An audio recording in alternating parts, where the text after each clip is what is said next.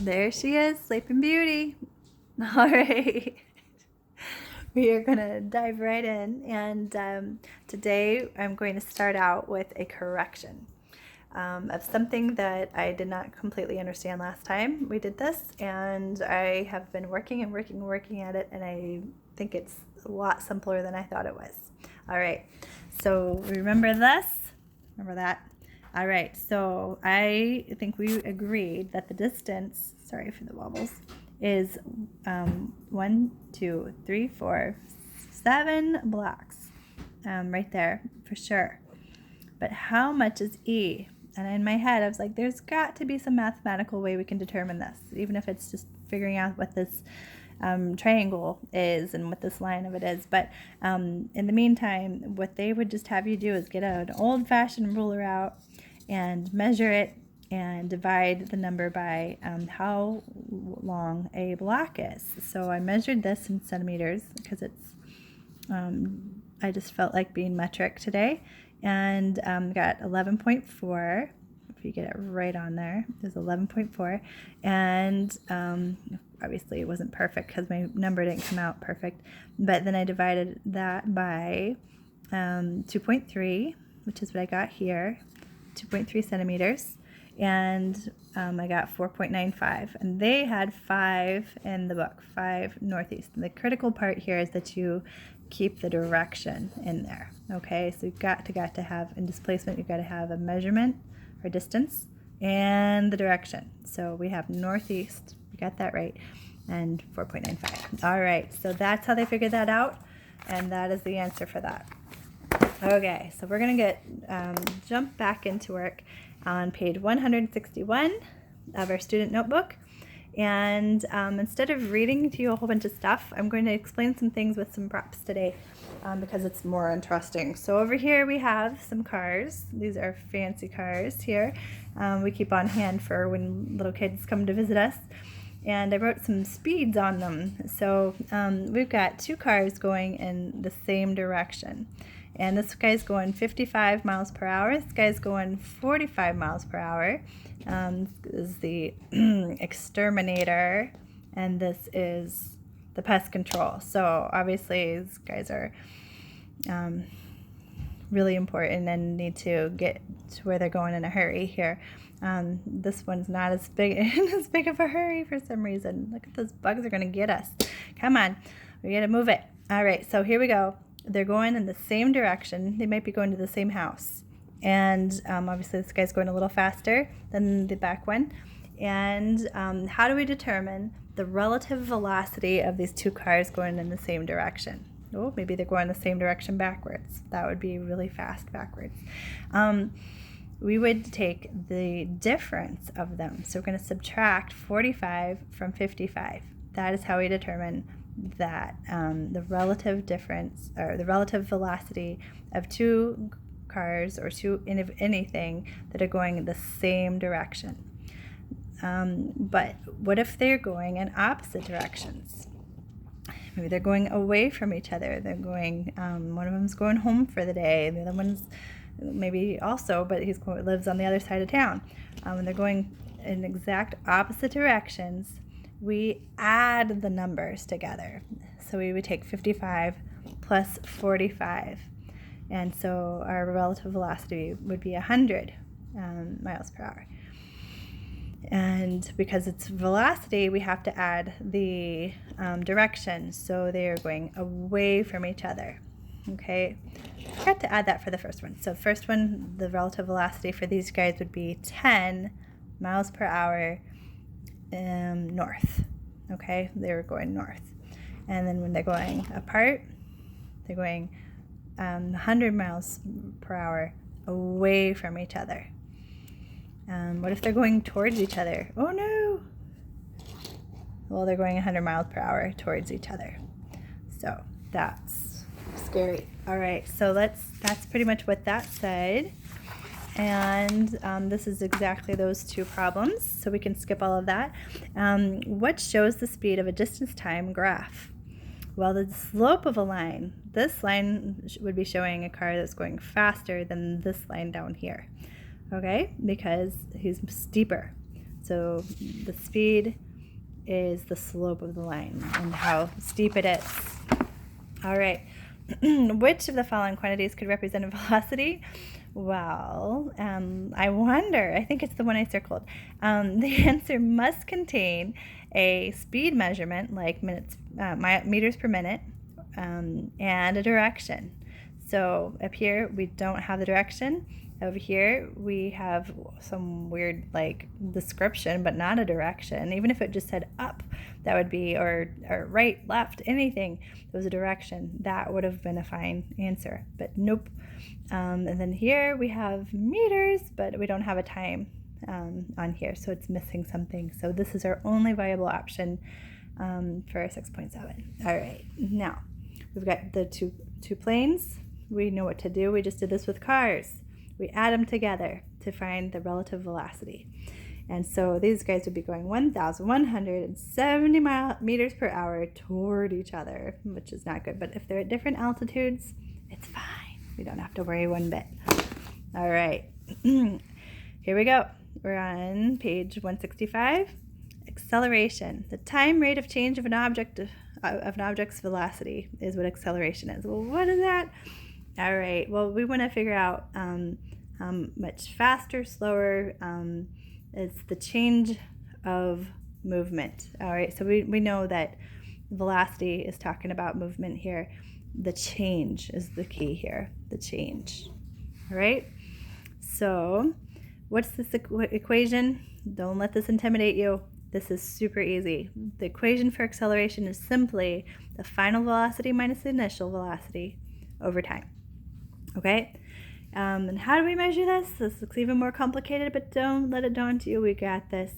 The units of velocity divided by a time unit. Okay? So we're going to take the meters per second and divide it by seconds. And so that is how that goes. And what do we do? That's so hard to say. Meters per second? What? So what we're going to do instead is we're going to turn the seconds into a fraction by putting it over 1. Like if we had 5, we want to turn it into a fraction, we put it over 5 over 1. That still says 5, but it's a fraction now.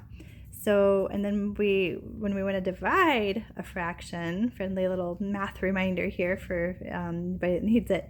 When dividing fractions, don't ask why, just flip the bottom and multiply. Woo! All right, so that wonderful little memory mnemonic came in our textbook from this, and I loved it. So instead of having this division problem, we turn it into a multiplication problem, but see, like that seconds over 1, we're going to put it 1 over seconds. We flip it around so that we can multiply it out. And that's how we do division in fractions. So go straight across. We got meters per second squared. When you do it times itself, it's squared. It's like 5 times 5 is be 5 squared. All right, or meters per second squared. That's just written out. All right. Okay, so this is a simple part, but super important part. I want you guys to really recognize and that this is about acceleration and 3 ways that velocity can change and make acceleration happen. So this is super important. If an object speeds up, I think we all know that would be acceleration. But also if it slows down, only we would call it negative acceleration. And finally, if an object changes direction. Whoa. Okay, so anytime an object changes direction, like my crazy finger here, it is acceleration. Okay? Okay, so we're going to drop a rock. Ready? Only instead of a rock, we're going to use this awesome car. Okay, ready? And I'm going to start off with 0 velocity. Get into focus and drop it and let's see how fast it goes. All right, I'm sure somebody can measure that, but we're going to pretend that we just dropped that down into a deep ravine and it took 2 seconds to get to the bottom of it, and it was going 19.6 meters per second downward. So our final velocity was that. So we're going to plug it into this beautiful formula. And this is what it looks like. So final velocity minus the initial velocity of me holding it was 0 meters per second over 2. We divide that out and we get meters per second squared. And so that's why, or we were looking at that earlier. And later on, I deep dive into the conversion part there so that you understand the digit part again. We'll practice it later. All right, here we've got a bicyclist. Oh, I like this one. This one's fun. A bicyclist, or maybe we can use a car again. I'm gonna pick out a car with me. Come on. Let's see here. Oh, let's pick out. Oh, this one's an old favorite. You look cool. All right, so this guy, older than the hills, is going to be going 18 feet per second. 18 feet per second. Now, I keep saying the wrong word here. 18 feet per second, eastbound. Go east. 18 feet per second, pushing people out of the way. And then he stops. And the dirty, gross floor area. Ew. Okay, we just cleaned this floor. Don't ask me why it's like that. All right, so it took him 1.8 seconds to come to a stop. We're going to plug all that in, and this is our final velocity was 0 because he stopped, and his initial velocity was 18. Here's the 1.8 seconds. We've got a negative number. What? And we've got a negative answer. I'm going to divide it out. So it's negative 10 feet per second squared eastbound. Wow, what on earth? Can you have negative acceleration? Well, I just told you on the page before, yes, you can. In fact, they don't even want you to say deceleration. Deceleration sounds good to me, but no, physicists are very particular. And they say, no, we have negative acceleration. And to write down our answer, we would write this in positive form, and we would change the direction to the opposite direction. So that's where we get rid of that negative right there. And this is how they want you to write it.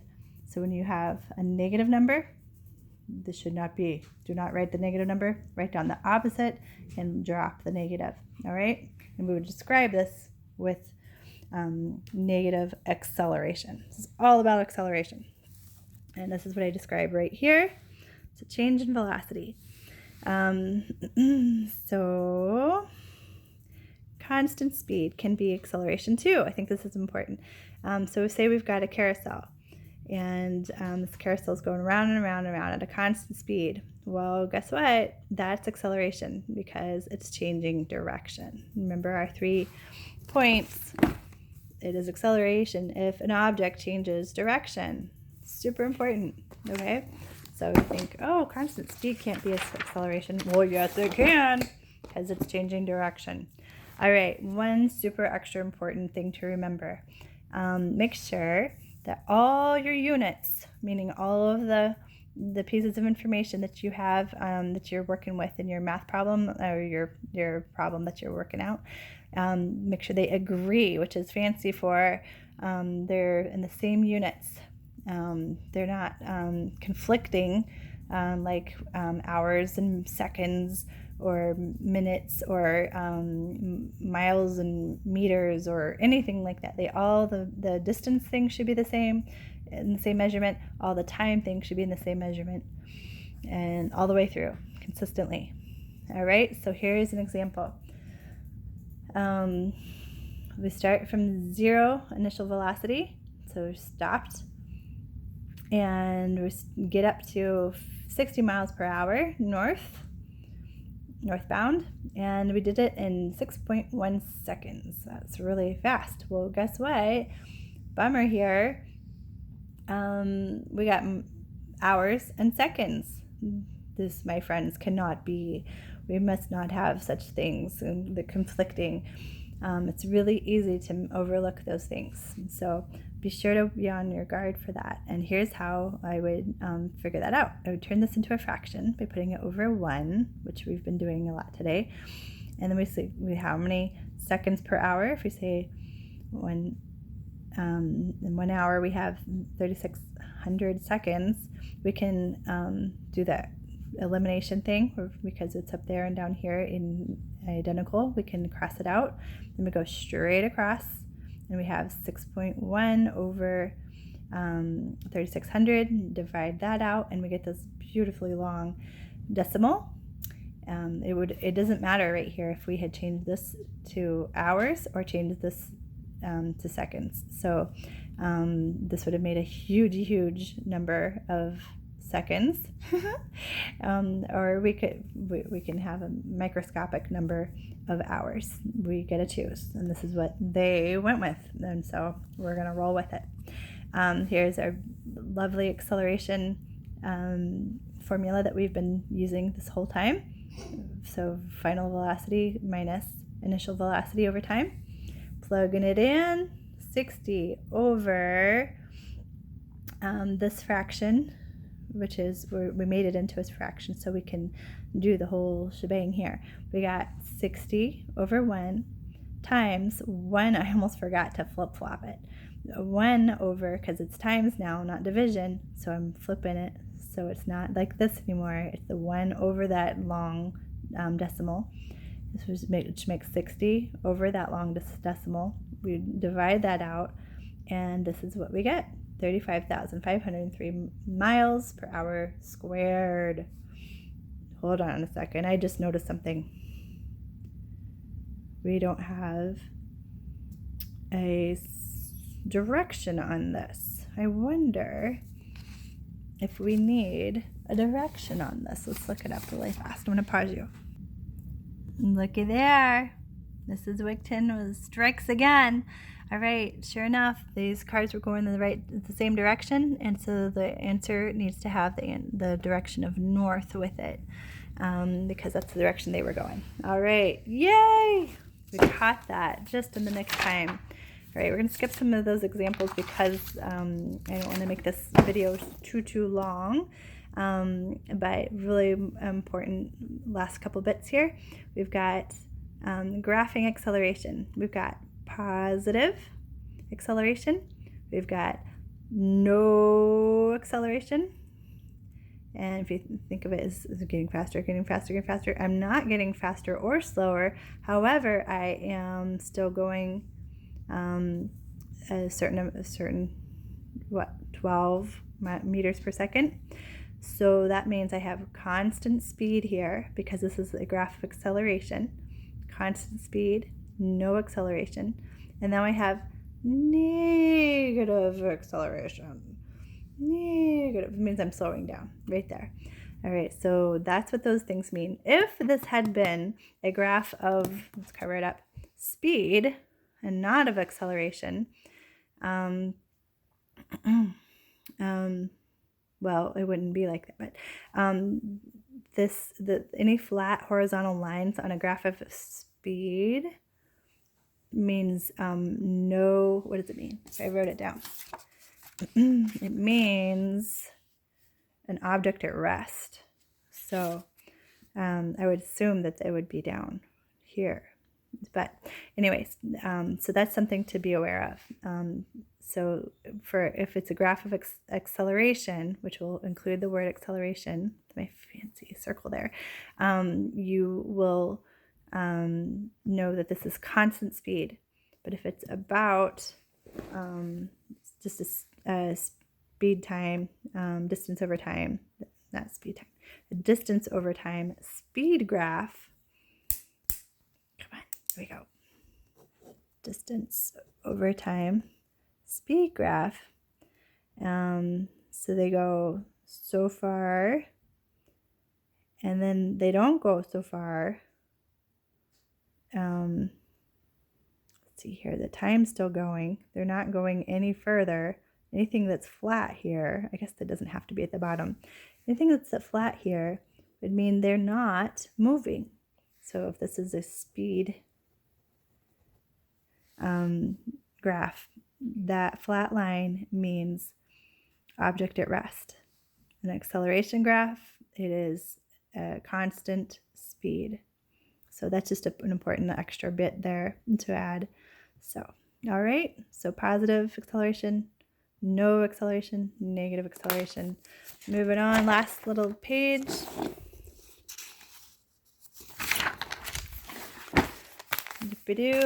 We have the question, what does acceleration look like on a distance time graph? Well, acceleration looks like you're getting faster and faster. So it's going to be a curved line that goes up. They must go up, of course. So,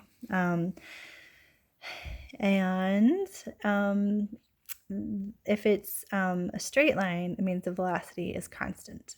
This is also known as a linear or directly proportionate graph, okay? But if we're doing a speed or acceleration graph, this would mean speed is constant, velocity is constant. This means speed is increasing. So this would be the answer, curved line. All right, question. What shows acceleration on a speed time graph? Slope of a line. Slope of a line right there. Okay. So before I end this one, I want to let you know that I'm going to make one more video for this module, and it's going to be focusing on the study guide, and it's going to have a few sneaky glimpses of some things that are on the test. I'm not giving away answers, but I looked ahead, and sometimes tests just like to trick you, trip people up and trick you. So I wanted to take away some of the mystique about it and show exactly what you're going to do and when you get to a problem that's similar. So stay tuned for that, and thanks for listening. Take care. Have a great day. Say bye, Maisie. Bye.